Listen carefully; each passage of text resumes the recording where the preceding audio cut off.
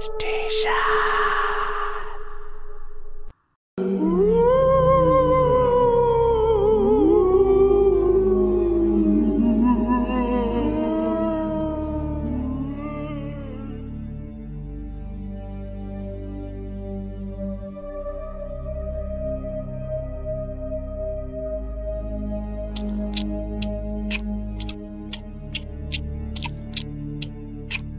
মিহির, তোর এই বাড়ি পছন্দ হয়েছে তো? তোর পড়াশোনার জন্যই শেষ বয়সে এসে এই বাড়িটা কিনলাম। বাবা, বাড়িটা তো সুন্দর, কিন্তু কিন্তু কি মিহির? অস্বাভাবিক সব ঘটনা। রাতে ছাদ থেকে কার যেন কান্নার আওয়াজ শোনা যায়, কেউ যেন লাফালাফি করে। মধ্যরাতে কেউ যেন বিকট শব্দে চিৎকার করে ওঠে। কি সব বাজে বকছিস মিহির? এই বিজ্ঞানের যুগে দাঁড়িয়ে এইসব? ওসব তোর মনের ভুল। নতুন জায়গায় এসেছিস, তাই হয়তো তোর এইসব মনে হচ্ছে। তুই এক কাজ কর, আজ রাতে তুই আমাদের সাথে ঘুমা, তাহলে দেখবি তোর সব ভয় কেটে যাবে। নে, এখন খেয়ে নে।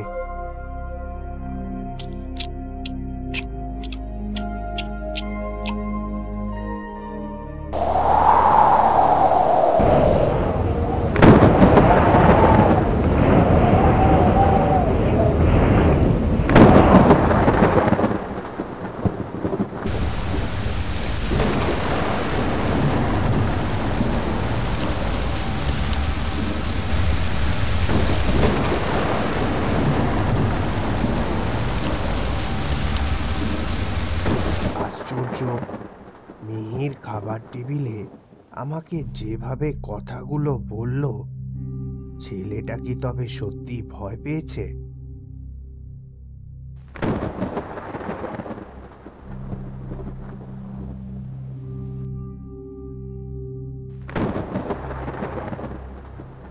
না না, আমি মনে হয় বিষয়টাকে নিয়ে একটু বেশি ভাবছি। এ কি, এত রাতে কে কড়া নাড়ছে বেল থাকতে? দেখি তো।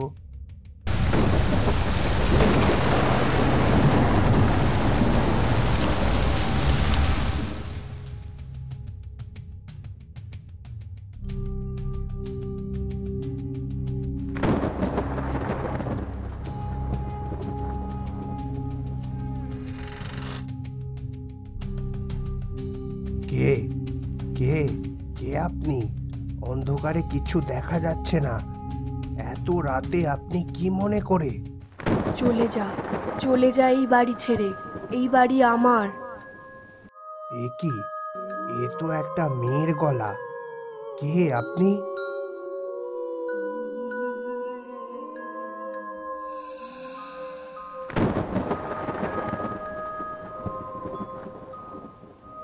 এ কি, আপনার তো আঘাত লেগেছে, রক্ত পড়ছে। আপনি ভিতরে আসুন।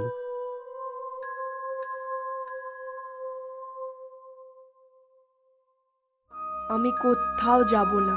চলে যা, চলে যা এই বাড়ি ছেড়ে। হ্যাঁ হ্যাঁ, এ কি, মেয়েটা মেয়েটা কোথায় গেল? কি গো, কি হয়েছে তোমার? এত রাতে তুমি দরজা খোলা রেখে কি করছো?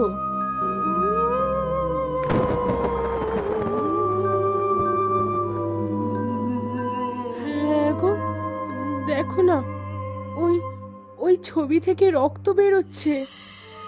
সে কি গো, কি বলছো? কই দেখি। এ কি, এ তো রক্ত দিয়ে কিছু লেখা আছে মনে হচ্ছে। Leave this house. কিন্তু এই ছবি মেয়েটাই বা কে? আর এখানে এটা এলোই বা কোথা থেকে? আমার ভালো ঠেকছে না গো। মিহির খাবার টেবিলে ঠিক কথাই বলেছিল। তুমি কালকেই এর একটা ব্যবস্থা নাও।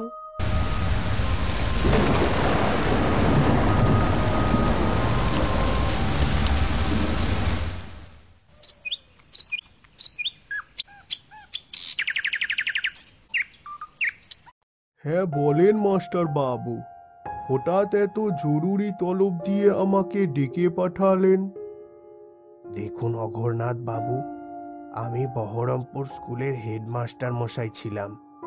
এখন রিটায়ার করে এখানে এসে আপনার থেকে এই বাড়ি কিনেছি। এই বাড়িতে আসার সাথে সাথেই অস্বাভাবিক সব ঘটনা ঘটে চলেছে আমাদের সাথে। আর এখানে ওই ছবিটা, ওই মেয়েটি কে অঘোরনাথ বাবু? এই সব কিছুই আমাকে বড়ই ভাবাচ্ছে। আসলে ব্যাপারটা কি হয়েছে শোনেন। আজ থেকে বছর 2 আগেকার কথা। এ বাড়িটাতে এক পরিবার থাকতো, ঠিক আপনাদেরই মতো। তবে হ্যাঁ, তাদের কিন্তু একটা ছোট মেয়ে ছিল। তার সব থেকে প্রিয় ছিল লাল শাড়ি। সব সময় সে লাল শাড়ি পরেই থাকতো। লাল শাড়ি পরে একদিন সে ছাদে খুব লাফালাফি করছিল, আর হঠাৎ করেই ছাদ থেকে পড়ে সে মারা যায়। অকাল মৃত্যুতে সেই মেয়েটির আত্মা এখনো এই বাড়িতেই ঘুরে বেড়ায়। তবে আপনারা যদি এ বাড়ি ছেড়ে চলে যেতে চান তাহলে কোনো অসুবিধে নাই। আপনাদের সব টাকা আমি ফেরত দিয়ে দিব। অন্য খদ্দের আছে, তারা আপনার থেকে বেশি দাম দিয়ে এ বাড়ি কিনে নিবে। না না, এ বাড়ি ছেড়ে আমরা কোথাও যাব না। তাছাড়া এত কম দামে আমি আর কোথাও বাড়ি পাবো না। সে আপনারা যা ভালো বুঝেন করুন। আমি আজ উঠি তাহলে। নমস্কার।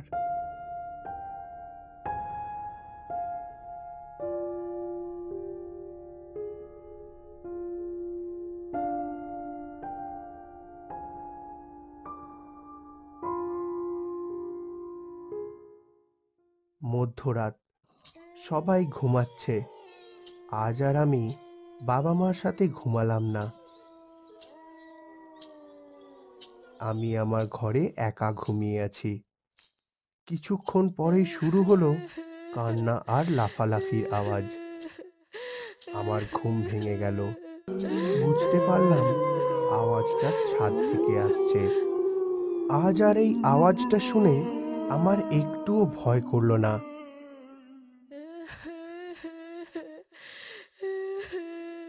কিছুক্ষণ আমি ঘরের মধ্যেই পায়চারি করলাম।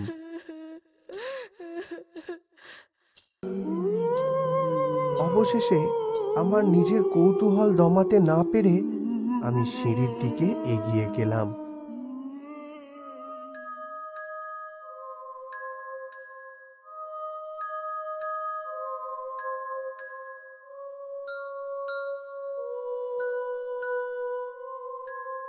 ছাদে ঘুটঘুটে অন্ধকার, চারিদিক চাঁদের ঝাপসা আলোয় কিছুই স্পষ্ট দেখা যাচ্ছে না। এদিক ওদিক চোখ ঘোরাতে থাকলাম। হঠাৎ দেখলাম লাল শাড়ি পরিহিত একটি মেয়ে ছাদের রেলিংয়ে দাঁড়িয়ে আছে।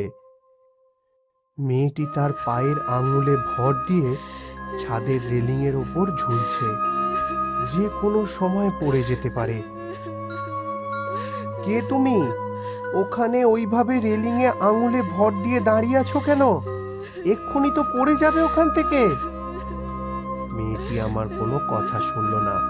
সে আপন মনে রেলিংয়ে দুলতে থাকলো।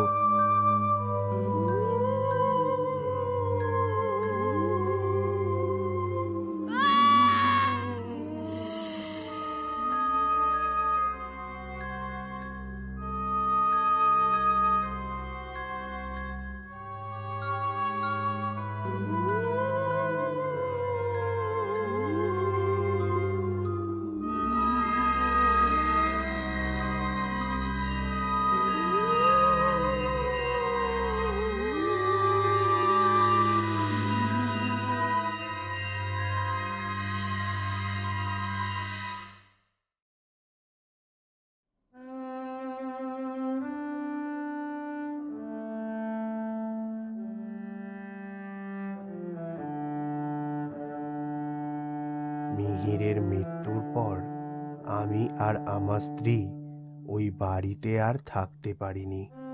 আমরা আবার বহরমপুর গ্রামে ফিরে আসি। মিহিরের মৃত্যুর জন্য আমি আর আমার স্ত্রী ভীষণভাবে শোকাহত। কোনো না কোনোভাবে আমি নিজেকেই দায়ী মনে করি।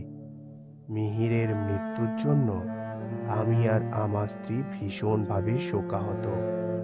কোনো না কোনোভাবে আমি নিজেকেই দায়ী মনে করি।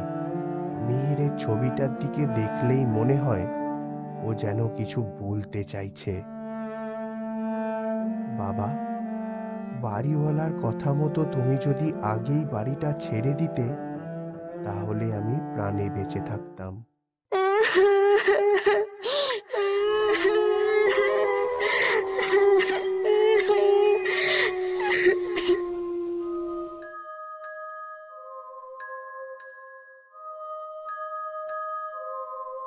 তুমি আমাকে এই স্টেশনে কেন নিয়ে এলে বলো তো?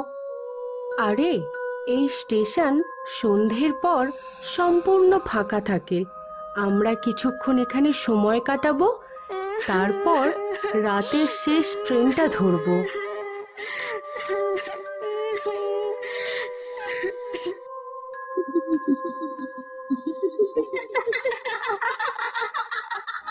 কি গো, কি এত ভাবছো বলো তো তুমি? হ্যাঁ, না না, কিছু না। চলো চলো তাহলে ওখানে ওই দিকটা বসি।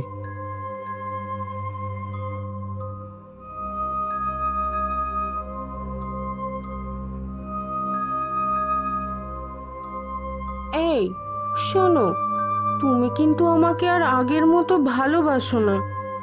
আগে তুমি কত আদর করতে, কাছে আসতে, কিন্তু এখন এই তোমার কি হয়েছে বলো তো? মনটা কোথায় পড়ে আছে তোমার? না মানে ইয়ে, আসলে একটু উফ, তোমায় নিয়ে না আর পারি না। যাও, তাড়াতাড়ি আসবে।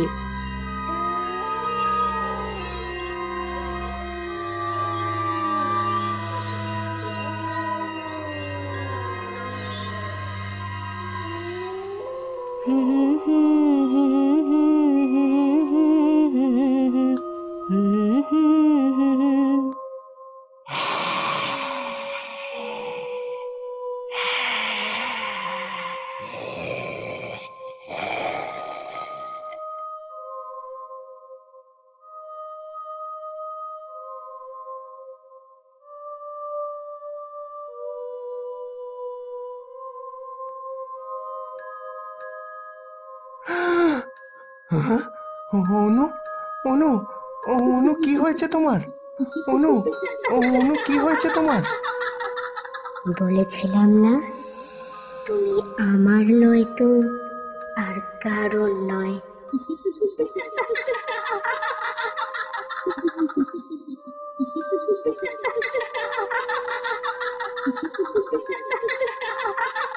আমি তোমাকে কতবার বলেছি যে তোমার সাথে আমি আর রিলেশনটা কন্টিনিউ করতে পারবো না।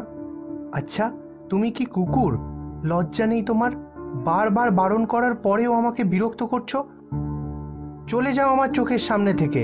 আমি তোমার মুখও আর দর্শন করতে চাই না। আমি এখন অন্য কাউকে ভালোবাসি। বিশাল, তুমি আমাকে ছেড়ে যেও না। আমি আমি তোমাকে ভীষণ ভালোবাসি। তুমি যদি আমার না হও, তাহলে আমি আর কারোর হতে দেব না। এই, তুমি যাও তো এখান থেকে। তুমি আমার না তো কারোর না।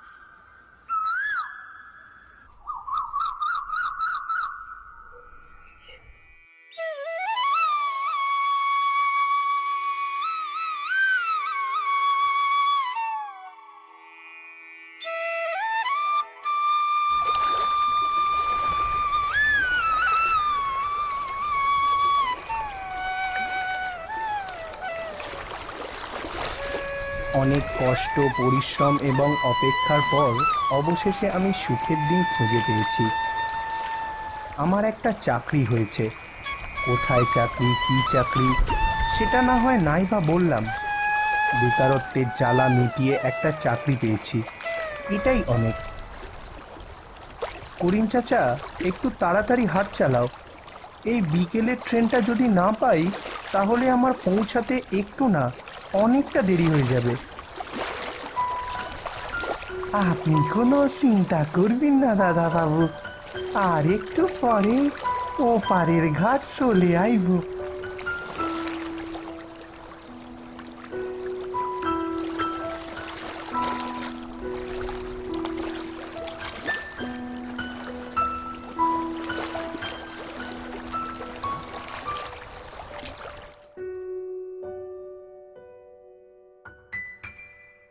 ঠিক সময়েই আমি স্টেশনে পৌঁছে যাই। এদিকে সূর্য মহাদেবও দিগন্তের কোলে ঢলে পড়ল।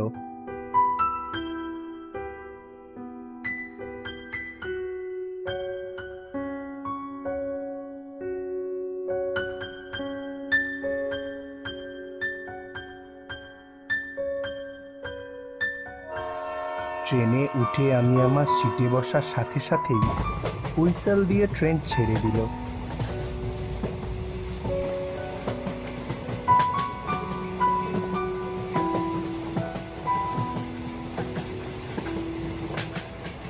ট্রেন তার গতি বাড়িয়ে ছুটে চলল।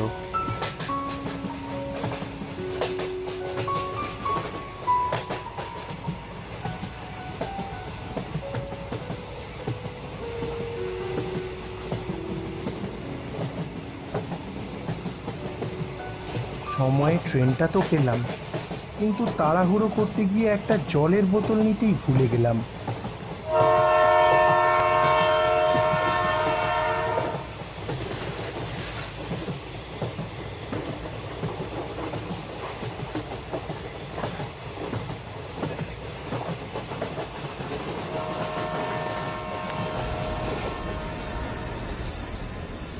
পরবর্তী স্টেশনে যখন ট্রেন এসে থামল তখন রাত প্রায় ৮টা বেজে গেছে। স্টেশনটি প্রায় জনমানবহীন। না না, গলা ভীষণ শুকিয়ে যাচ্ছে। আমার একটা জলের বোতল ভীষণ দরকার। ওই তো একটা দোকান স্টেশনের ওপর খোলা আছে না, যাই ওখান থেকেই একটা জলের বোতল নিয়ে আসি।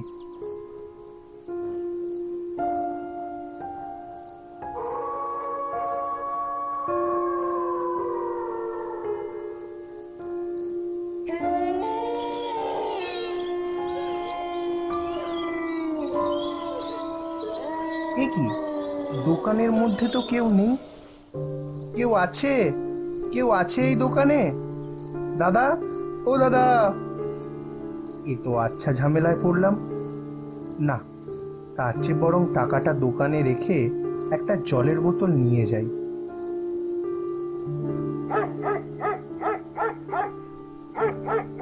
প্ল্যাটফর্মে একটা কুকুর আমাকে দেখে খুব চিৎকার করছে। হয়তোবা ভাবছে আমি চোর, এই দোকানে চুরি করতে এসেছি। আমি আর ওদিকে ধ্যান না দিয়ে জলের বোতল নিয়ে ট্রেনে এসে উঠলাম। সঙ্গে সঙ্গে ট্রেন আবারও হুইসল বাজিয়ে ছেড়ে দিল।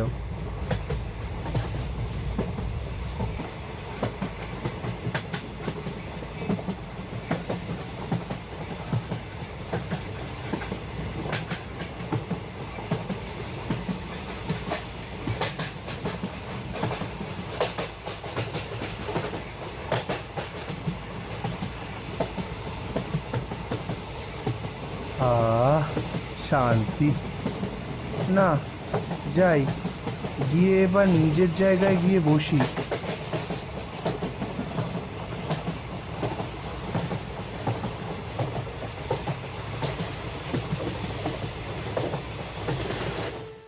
নিজের জায়গায় যেতেই দেখলাম আমার পাশের সিটে এক মহিলা এসে বসেছে। আমি গিয়ে আমার জায়গায় বসলাম। মহিলাটির দিকে তাকিয়ে আছি আর মনে মনে ভাবছি, আশ্চর্য, প্ল্যাটফর্মেতে তো কোনো লোকজন দেখলাম না, তাহলে এই মহিলা কখন ট্রেনে উঠলেন?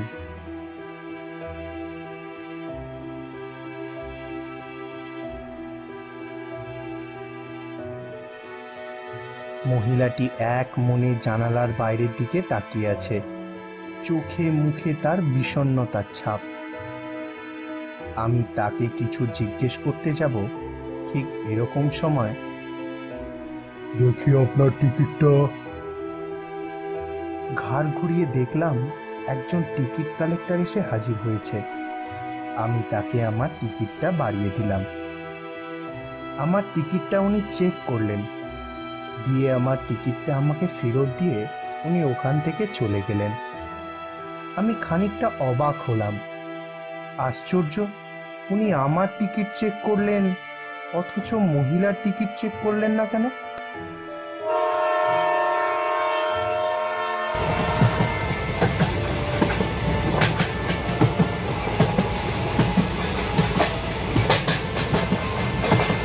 খানিকক্ষণ মহিলার দিকে তাকিয়ে রইলাম, তারপর ওনাকে জিজ্ঞেস করলাম, আচ্ছা, কোথায় যাবেন আপনি? আমি জানি না, এই ট্রেন যেখানে থামবে আমি সেখানেই নেমে যাব। আপনার কোনো নির্দিষ্ট গন্তব্য নেই? তাহলে আপনি ট্রেনে উঠলেন কেন? আসলে আসলে আমি আমার স্বামী আর আমার মেয়েকে খুঁজে পাচ্ছি না। আমার 5 বছরের একটা ফুটফুটে মেয়ে আছে। সে কি? তার মানে তো আপনি হারিয়ে গেছেন।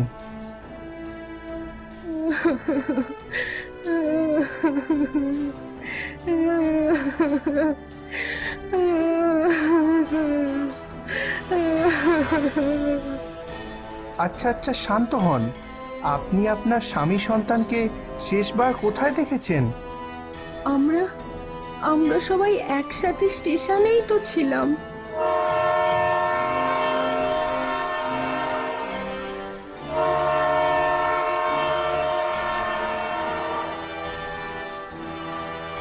আরে, তাহলে আপনি ট্রেনে কেন উঠতে গেলেন? আপনার স্বামী, আপনার বাচ্চাকে ছেড়ে আপনি একা একা ট্রেনে উঠে পড়লেন?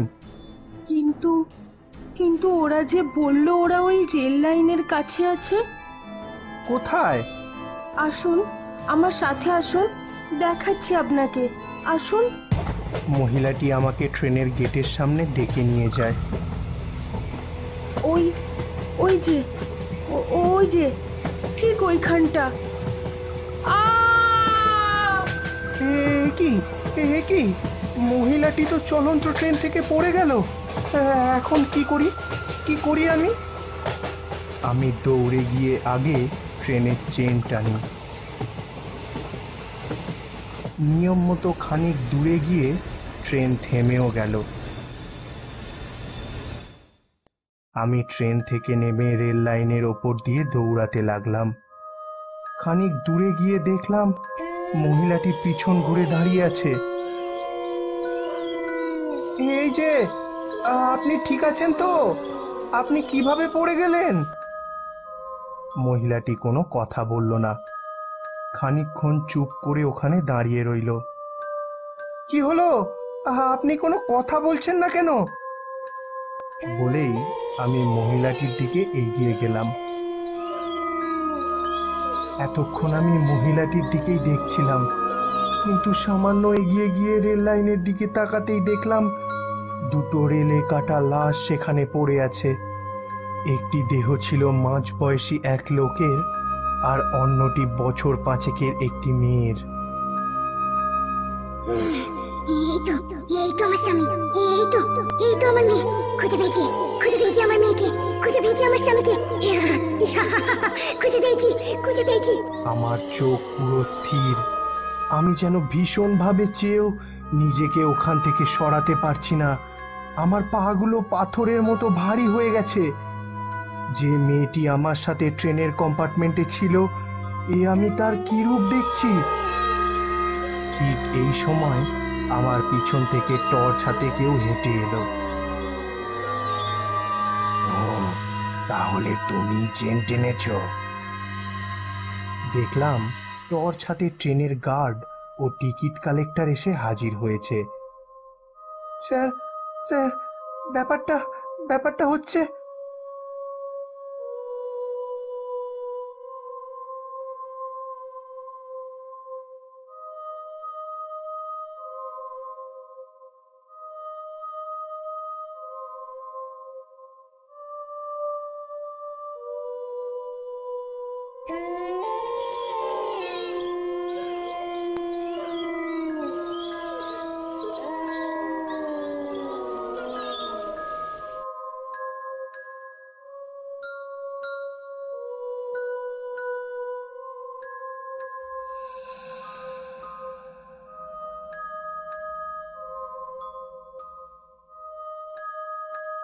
ঘটনাটা খুলে বলার পর যখন রেল লাইনের দিকে তাকালাম, দেখলাম সেই মহিলাও নেই আর রেলে কাটা দুটো লাশও নেই।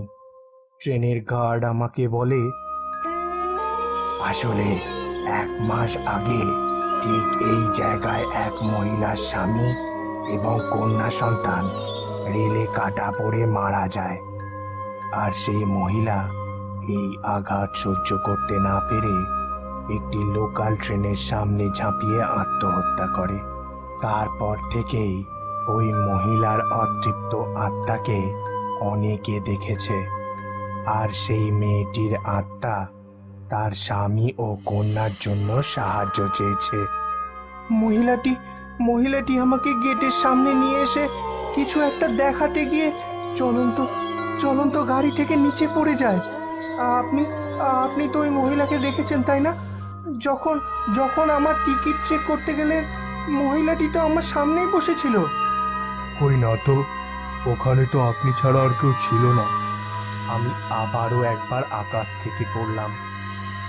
আসলে যারা রেলে কাটা পড়ে মারা যায় তাদের আত্মা শান্তি পায় না। তারাই অতৃপ্ত আত্মা হয়ে রেল লাইনে ঘুরে বেড়ায়। গভীর রাতে ট্রেন চালানোর সময় এরকম অশরীরী আমি অনেকবার দেখেছি।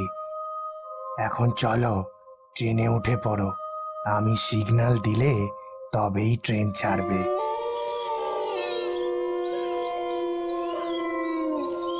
কিছুক্ষণ পর গার্ডের সিগন্যাল পেয়ে ট্রেন হুইসেল দিয়ে ছেড়ে দিল।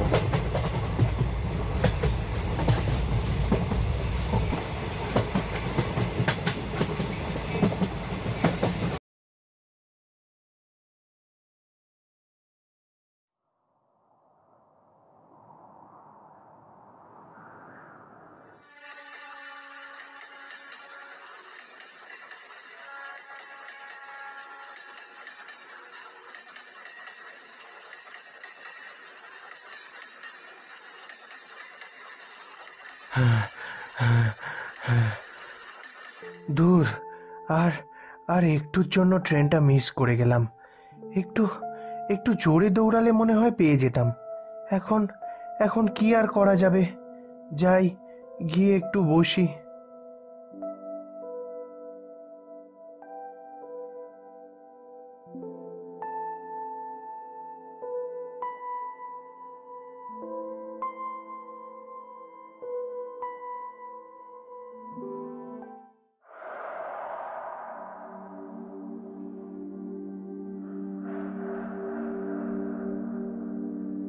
অল্প সময়ের জন্য আমি রাতের শেষ ট্রেনটা মিস করলাম আজ। জনশূন্যহীন প্ল্যাটফর্মে আমি একা বসে আছি। ঠিক এই সময় একটা অচেনা নাম্বার থেকে আমার ফোনে মেসেজ এলো।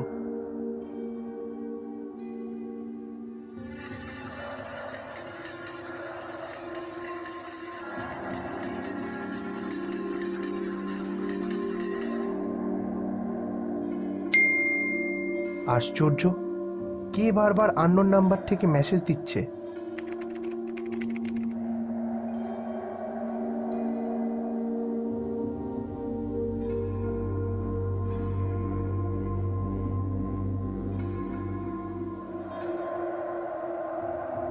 উফ, ফাঁকা প্ল্যাটফর্মে বসে আছি। এই ডিসেম্বর মাসের হাড় কাঁপা ঠান্ডাতেও কপালে ঘাম জমছে। কেমন যেন অচেনা এক আতঙ্কে মনটা ঘাবড়ে উঠছে।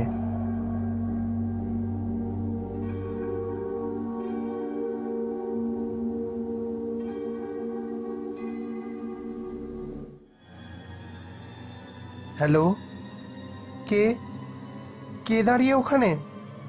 কি হলো, উত্তর দিচ্ছ না কেন?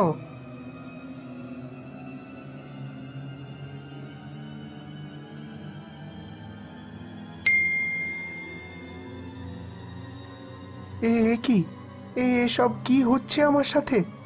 আমি তো কিছুই বুঝতে পারছি না।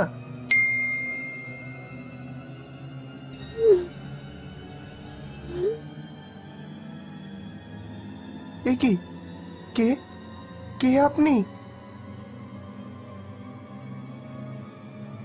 না না, গতি সুবিধার বুঝছি না। আমাকে এক্ষুনি এখান থেকে পালাতে হবে। ভয় পেয়ে আমি পড়ি কি মরি করে প্ল্যাটফর্মের ওপর দিয়ে দৌড়াচ্ছি।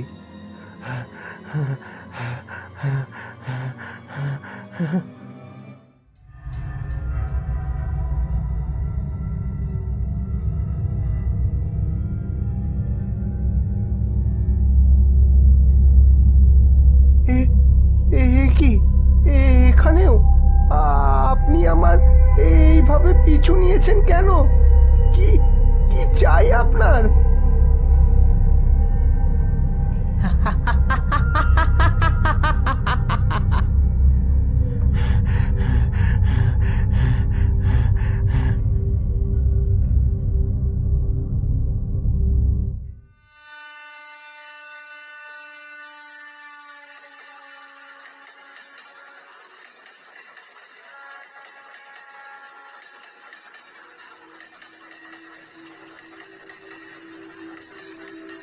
এতদিন পর তোর সাথে দেখা হলো, আরো কিছুটা সময় একসাথে কাটাতে পারলে ভালোই হতো।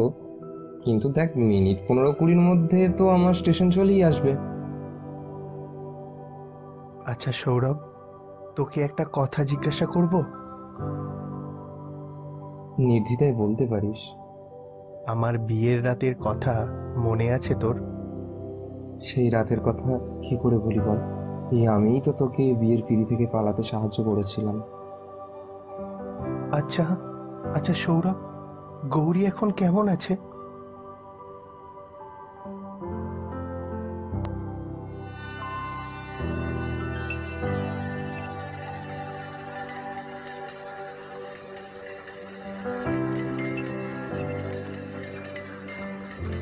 কি হলো সৌরভ, চুপ করে আছিস কেন?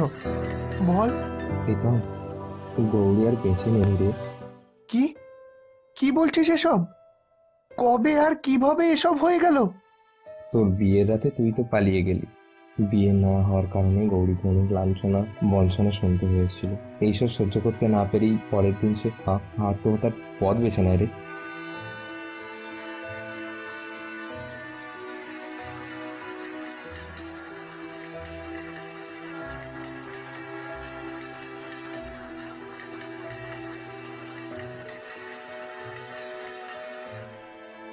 প্রীতম, স্টেশন এসে গেছে ভাই। আজ আমি আসছি, তুই আমাকে পরে ফোন করিস। এই কথা বলে সৌরভ চলে গেল, কিন্তু ওর বলা কথাগুলো যে আমাকে নাড়িয়ে দিয়ে গেল। কিছুক্ষণের মধ্যেই ট্রেন হুইসেল দিয়ে ছেড়ে দিল। সৌরভের থেকে কথাগুলো শুনে নিজেকে খুব নির্দয় মনে হচ্ছে। গৌরীর মুখটা খুব মনে পড়ছে। ওর কথা মনে করতে করতে কখন যে চোখের কোণে জল জমা হয়েছে আমি নিজেও জানি না। গৌরী, সেদিন যদি আমি তোমাকে সবটা জানিয়ে দিতে পারতাম, তাহলে হয়তো তুমি আজ বেঁচে থাকতে।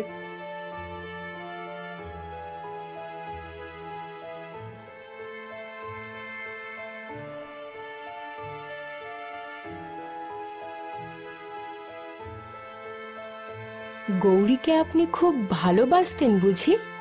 কে কে? দেখলাম অচেনা এক ভদ্রমহিলা সৌরভের সিটটায় এসে বসেছে। মুখে তার চাদর জড়ানো, হয়তো ঠান্ডার কারণেই। আমি কিছু বলে ওঠার আগেই ভদ্রমহিলা বললেন, গৌরী গৌরী করে যে আপনি কান্নায় ভেঙে পড়ছেন, কে এই গৌরী?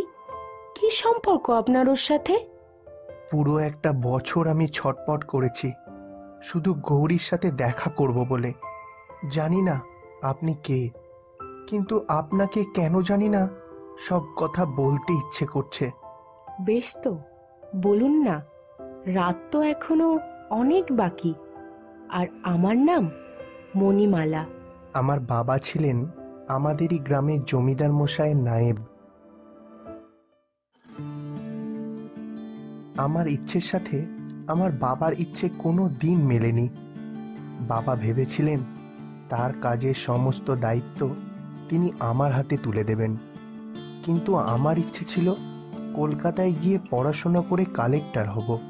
আমার বাবা জমিদার মশাইয়ের একমাত্র মেয়ে গৌরীর সাথে আমার বিয়ে ঠিক করে, যাতে আমি কলকাতায় এসে পড়াশোনার কথা, কালেক্টর হবার সব ইচ্ছে ভুলে বাবার পছন্দ করা মেয়ের সাথে বিয়ে করে তারই কাজে হাত লাগাই। দুই পরিবারকে সামনে রেখে যেদিন আমার আর গৌরী দেবীর বিয়ের কথা হচ্ছিল, সেদিনই আমি তাকে প্রথম দেখি। আর প্রথম দেখাতেই আমার তাকে পছন্দ হয়েছিল। কিন্তু আমি তাকে বলতে চেয়েছিলাম যে বাবা এখন জোর করে আমাকে বিয়ে দিচ্ছে। আমি যে এখন বেকার, আমার নিজের পায়ে দাঁড়াতে এখনো কয়েক বছর সময় প্রয়োজন।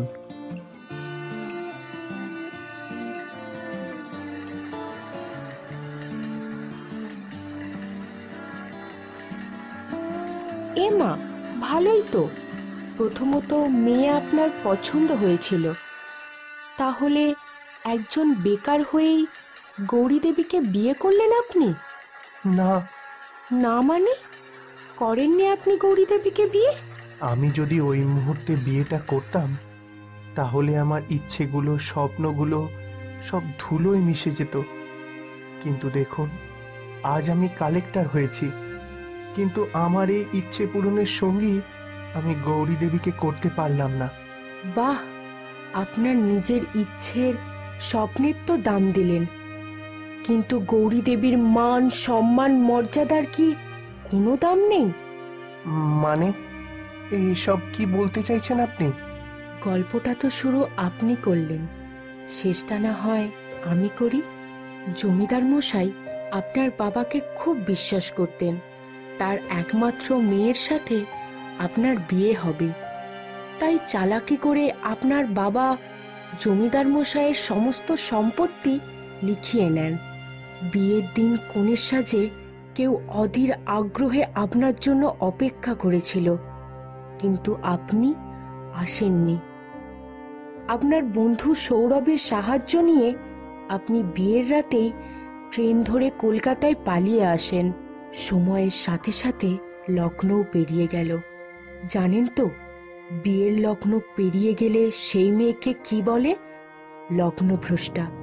জমিদার বাবু লগ্নভ্রষ্টা মেয়ের সামনে দাঁড়িয়ে কি বলবেন কিছুই ভেবে পাচ্ছিলেন না। শুধু ফাঁকা মণ্ডপে দু চোখ ভরা জল নিয়ে দাঁড়িয়েছিলেন। হঠাৎ হৃদরোগে আক্রান্ত হয়ে, বাবা, বাবা কি হলো তোমার? বাবা, বাবা কি হলো তোমার? বাবা! জমিদার বাবু সেখানেই মারা যায়।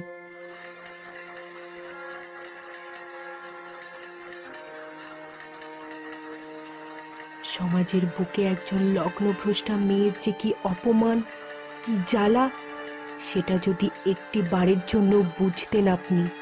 সামনে পেছনে গৌরী দেবীকে নিয়ে খারাপ মন্তব্য করা হতো, সেই জ্বালা সহ্য করতে না পেরে একদিন। কে কে আপনি? এত কিছু আপনি কিভাবে জানেন?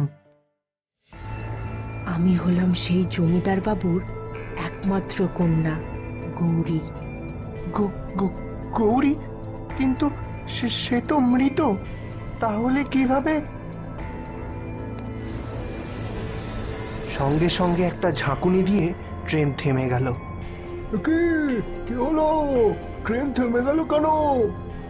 রেলে কাটা পড়েছে, রেলে কাটা পড়েছে। সে কি? চলো চলো দেখি। আমিও সকল যাত্রীর মতো উঠে যেতে যাব, ঠিক এমন সময় যাবেন না, যাবেন না, আপনি সহ্য করতে পারবেন না। আমি আর কোনো কথায় কান দিলাম না। ট্রেন থেকে নেমে দৌড়ে গেলাম রেল লাইনের দিকে। সেখানে গিয়ে দেখলাম একজন না, দুজন রেলে কাটা পড়েছে। ভিড় ঠেলে এগিয়ে গিয়ে দেখলাম সেই রেলে কাটা দুজন মানুষ হলো, একজন আমার বন্ধু সৌরভ আর অপরজন আমার বাবা। এসব এসব কিভাবে হয়ে গেল? আমি তো কিছুই বুঝতে পারছি না। আমি দৌড়ে আবার আমার কম্পার্টমেন্টে ফিরে এলাম। এসে সেই ভদ্রমহিলাকে কোথাও দেখতে পেলাম না। দেখলাম সেখানে, যেখানে তিনি বসেছিলেন, সেখানে একটা চিঠি পড়ে আছে। আমি চিঠিটাকে তুললাম, তুলেই পড়তে শুরু করলাম। প্রথম দেখাতেই খুব পছন্দ হয়েছিল আপনাকে, ভালোবেসে ফেলেছিলাম। কিন্তু ভালোবাসার পরিণাম যে এরকম হবে সেটা কল্পনাও করতে পারিনি কখনো।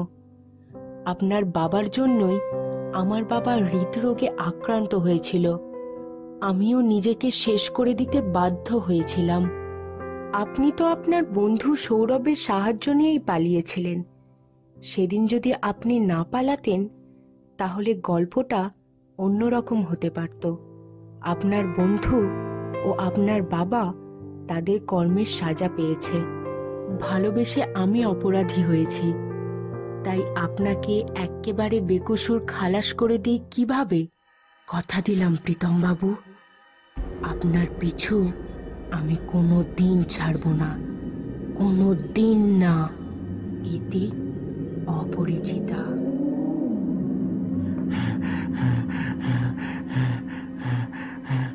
ওই চিঠি পাবার পর থেকে আমার জীবনে যেন এক কালো ছায়ার অভিশাপ নেমে এসেছে। চিঠিতে দেওয়া কথা অনুযায়ী গৌরী দেবীর অশরীরী আত্মা আজও আমার পিছু ছাড়েনি।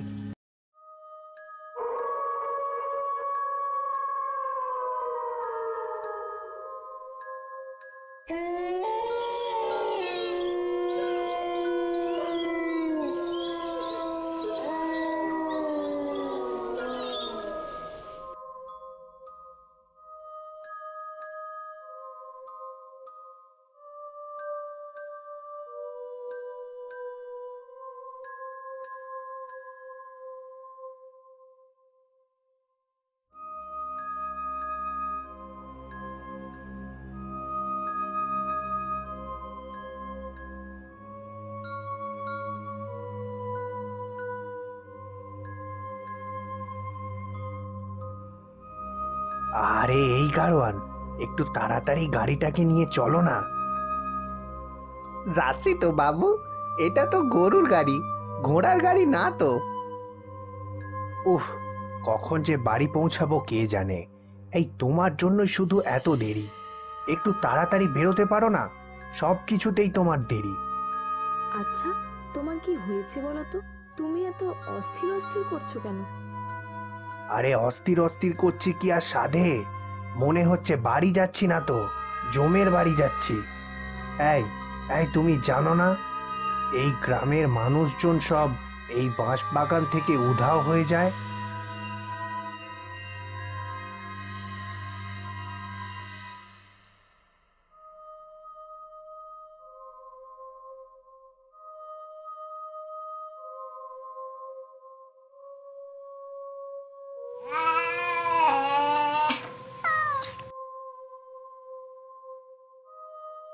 আরে কি হলো? তুমি আবার গাড়ি থামালে কেন?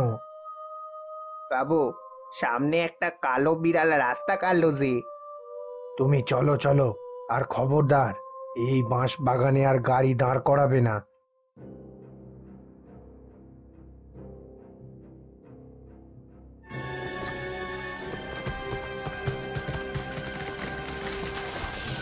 আরে আবার কি হলো রে? তোকে যে বারণ করলাম গাড়ি দাঁড় করাতে। গাড়ি আর সামনে যাবেই না, একটা গাছ ভেঙে রাস্তার মাঝ বরাবর পড়েছে।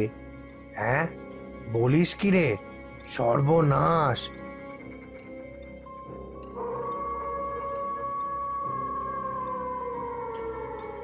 আমরা দুজনেই বরং হাত লাগিয়ে রাস্তা থেকে গাছটা সরানোর ব্যবস্থা করি।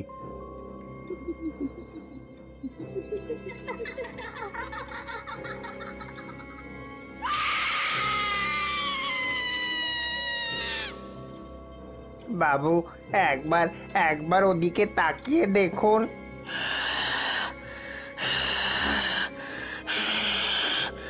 আহ!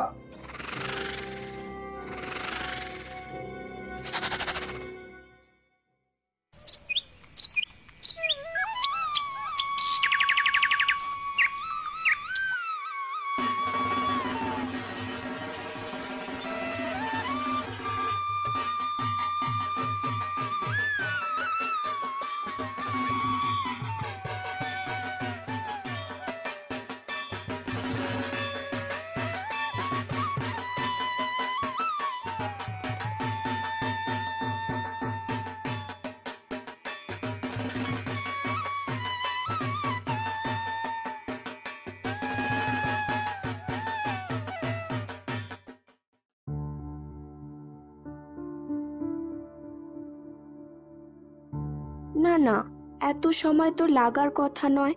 মা বাবার তো ভোর রাতেই ফিরে আসার কথা। এখন তো দিনের আলোও ফুটে গেছে। না, আমি বরং রাস্তায় একটু এগিয়ে দেখি।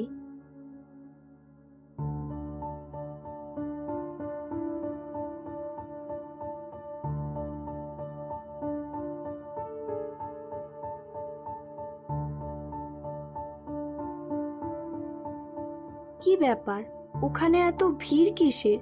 গিয়ে দেখি তো। কি হয়েছে, এখানে এত ভিড় কিসের? ও মা, তুমি এইসো? আসলে হয়েছে কি, প্রধান মশাই মানে তোমার বাবা আমাদেরই কুলধারা গ্রামের বাঁশবাগান দিয়ে কাল রাতে বাড়ি ফিরছিলেন। তা ওই বাঁশবাগান থেকেই হঠাৎ যেন তিনি অদৃশ্য হয়ে যান। সাথে তোমার মা আর গাড়োয়ানেরও কোনো খোঁজ পাওয়া যায়নি গো। কিছু গ্রামবাসী গিয়ে ওই গরুর গাড়িটা ফিরিয়ে নিয়ে এসেছে। এটা এটা তুমি কি বলছো? মা, বাবা, তোমরা আমাকে একা রেখে কোথায় চলে গেলে?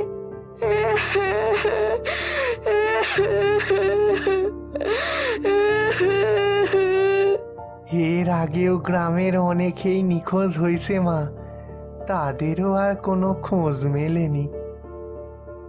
এরপর সবাই একে একে সেখান থেকে চলে যেতে থাকে, আর প্রধান মশাইয়ের মেয়ে মীরা সেখানে একা বসে চোখের জল ফেলতে লাগে।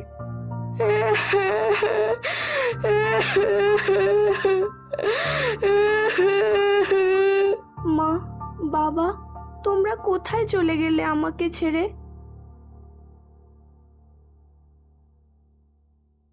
এই ঘটনার পর প্রায় 1 মাস কেটে গেছে। তারপরেও গ্রামের অনেকেই সেই অজানা কারণে নিখোঁজ হয়েছে। আর শুধু কুলধারা গ্রামেই নয়, আশেপাশের গ্রামগুলোতেও ওই বাঁশবাগানের আতঙ্ক ছড়িয়ে পড়েছে। অন্যদিকে মীরা বাবা মা হারানোর দুঃখে সারা দিন বাড়িতেই থাকে আর চোখের জল ফেলে। না না, এভাবে আর কতদিন? এই কুলধারা গ্রামের বাঁশবাগানের রহস্য কিছুই কি করা যায় না? কিছু তো একটা করা উচিত। মীরা গ্রামের অনেক মানুষের কাছেই গেল, কিন্তু কেউই তাকে সাহায্য করতে রাজি হলো না। কোনো সাহায্য না পেয়ে মীরা ঠিক করলো সে একাই যাবে কুলধারা গ্রামের বাঁশবাগানের রহস্য উন্মোচনে।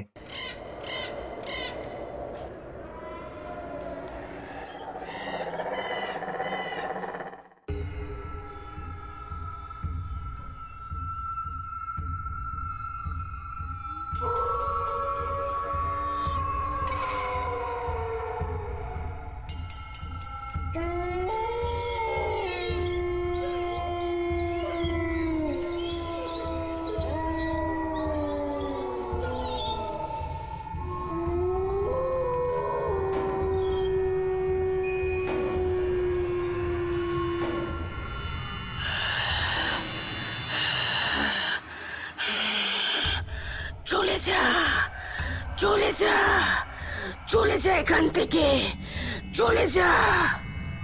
কে কে আছো? আমার সামনে আসছো না কেন?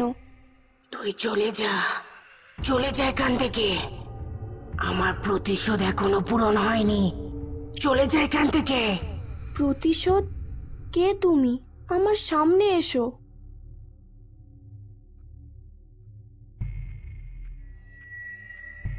আমি শেষ করে দেব, সবকিছু ছাড়খাড় করে দেব, কাউকে ছাড়বো না।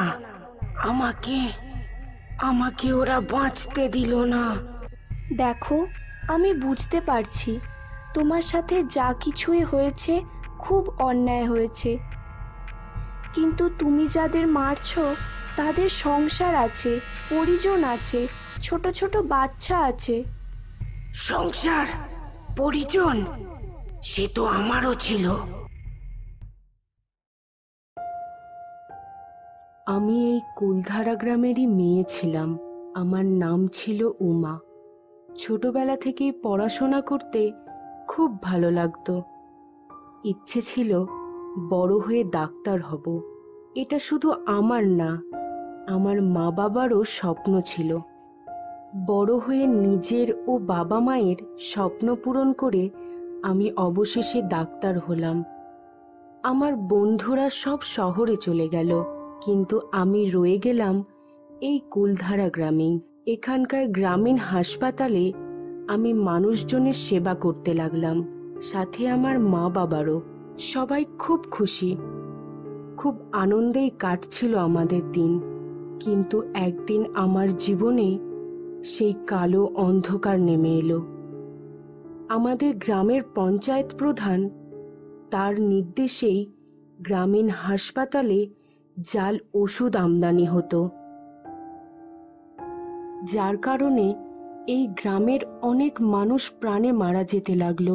আমি শত চেষ্টা করেও তাদের বাঁচাতে পারছিলাম না। একদিন আমি জাল ওষুধ আমদানি করতে প্রধান মশাইকে হাতে নাতে ধরলাম, পুলিশে যাবার হুমকিও দিলাম, কিন্তু কোনো লাভ হলো না। সবকিছুই ছিল প্রধান মশাইয়ের হাতের মুঠোয়, তার নির্দেশেই সবকিছু চলতো। আর এর সাথে অনেকেই যুক্ত ছিল।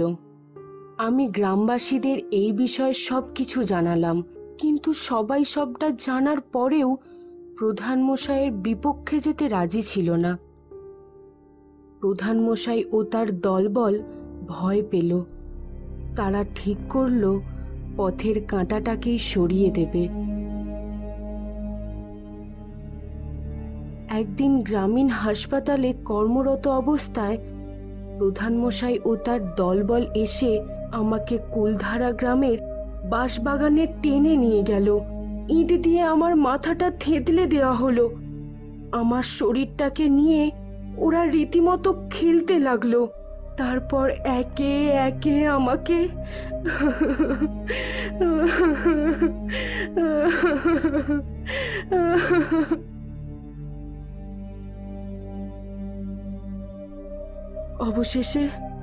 অবশেষে তারা আমার গলা চেপে ধরে আমাকে শ্বাসরুদ্ধ করে মেরে ফেলল।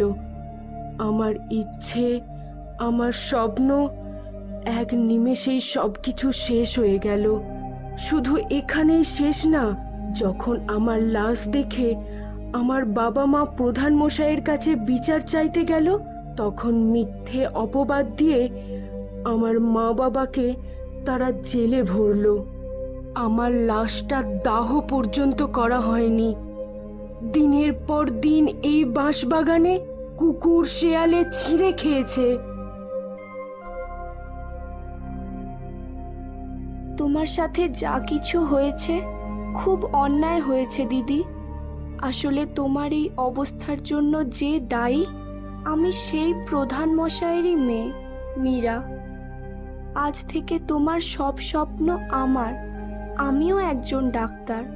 শুধু একটাই অনুরোধ দিদি, তুমি তো আমার বাবাকে শাস্তি দিয়েইছো, আর তুমি কারো প্রাণ নিও না। আমি কথা দিচ্ছি, তোমার সাথে হওয়া অন্যায় সবার প্রকাশ্যে আনবো, আর তোমার মা বাবাকে ছাড়াবো। ঠিক আছে, রাখলাম তোমার অনুরোধ। পরদিন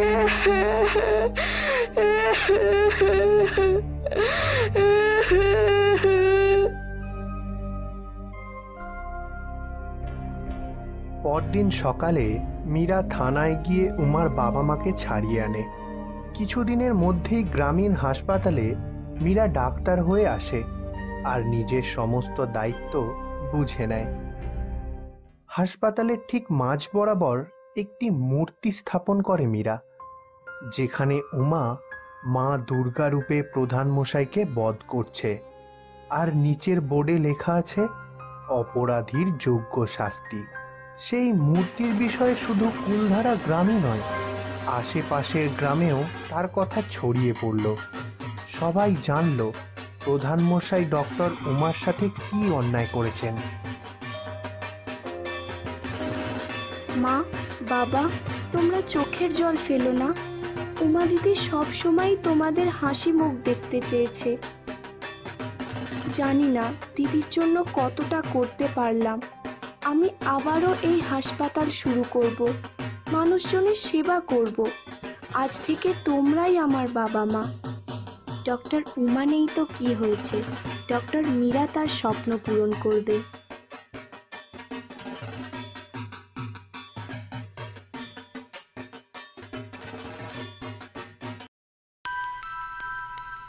এরকম আরো ভূতের গল্প দেখতে হলে এক্ষুনি আমাদের চ্যানেলটিকে সাবস্ক্রাইব করুন।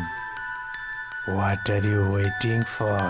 Click the source link and enjoy watching the video.